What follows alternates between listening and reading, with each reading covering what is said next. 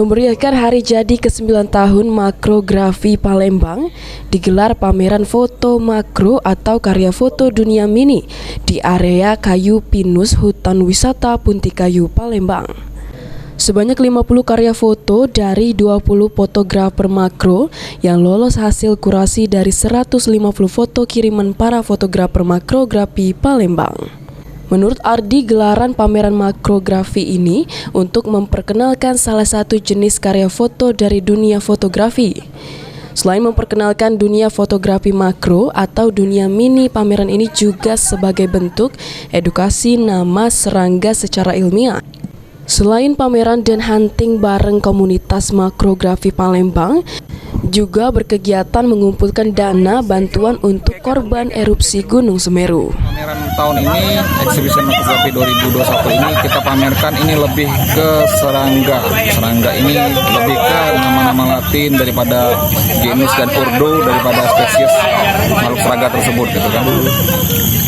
Kalau untuk fotografer sendiri memang lebih dikarenakan setiap peserta yang mengikuti pameran ini harus mencari daripada apa hewan apa serangga yang ditampilkan untuk menjadi foto, kemudian juga untuk mengedukasi juga pengunjung yang datang, dikarenakan di situ ada tag name bahwasanya contohnya tadi ada rubber fly atau kata frog gitu.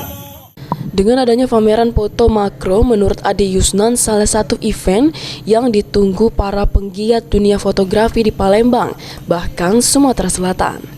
Selain belajar teknis foto, pameran dan sharing ini bisa belajar dan dapat pengetahuan spesifik nama serangga secara ilmiah. Yang menarik ya dari hewan-hewannya nih, kita belajar dari hewan-hewan ini ada momen-momennya gitu. Terus untuk yang hewan yang belum pernah kita lihat ada. Untuk edukasinya nama-nama hewannya juga kita kan baru lihat nih. Ada katanya robber, ada dragonfly kayak gitu kan, damsel.